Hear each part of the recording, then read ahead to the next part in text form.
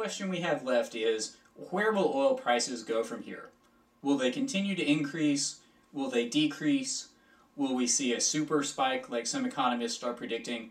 Well, here's where we'll try to answer some of those questions. Now, to answer this question, we'll look at supply and demand. In order for oil prices to drop precipitously and stay there, we'll have to either dramatically increase supply or reduce demand. Now let's start with supply. Right now, we know that we have substantial oil reserves in Alaska, off the coast of California, and probably other places in the world. However, most geologists will tell you that there are very few new, large oil deposits waiting to be discovered like we saw in the North Sea or in Saudi Arabia. They simply aren't there. This isn't to say they don't exist, but we can't expect to find them. If we do, it's just a bonus. So we can't expect conventional oil supplies to increase dramatically.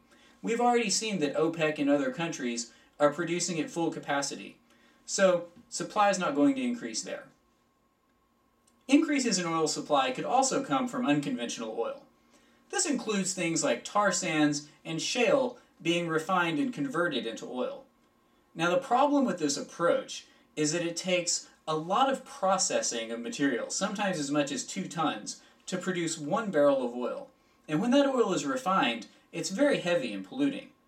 Now, I'm not going to make an environmental value judgment, but the simple fact is, tar sands and shale oil are very costly to produce, and experts agree that it will be at least 10 years before they're able to produce oil with any scale.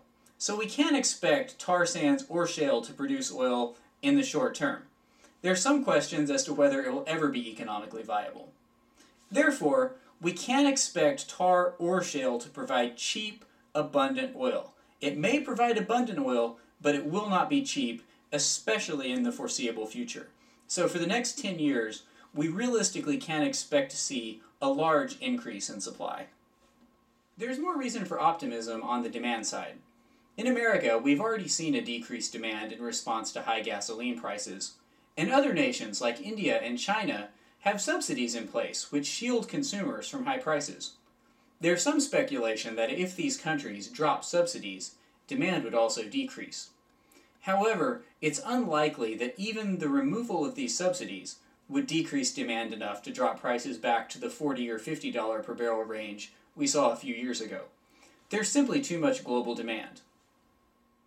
In summary, it's unlikely that supply will increase dramatically, and equally unlikely that demand will decrease dramatically. Even if China and India remove their subsidies, aggregate global demand will grow so much over the next few years that we won't see a sustained decrease in prices. The one silver lining to increased oil costs is that it's now economically viable to research alternative energy. In the past, when oil was so cheap, there was no incentive to look for new energy sources. However, now that the cost of oil has gone up so much, the present value of projects looking to explore other energy sources become much more attractive. We're actually seeing traditional oil men like Boone Pickens begin to explore alternative energy like wind power and solar cells. Boone Pickens has recently announced his plans to create a massive wind farm in Texas to generate electricity. We're also seeing other energy experts like Jeffrey Sachs at Columbia begin to advocate for development of alternative fuels. In order for the U.S. to continue to enjoy economic growth, it must develop renewable and alternative fuel sources as quickly as possible. It's clear that oil prices are not headed for a long-term decline and will only face consistent upward pressure. It's the responsibility of government and industry to begin to develop these new technologies and ensure that we have abundant energy in the years to come. I hope you've enjoyed this discussion on oil prices and its effects on consumers and the economy. I've definitely learned a lot researching this topic, and hopefully it sparked some thoughts and discussion for you as well.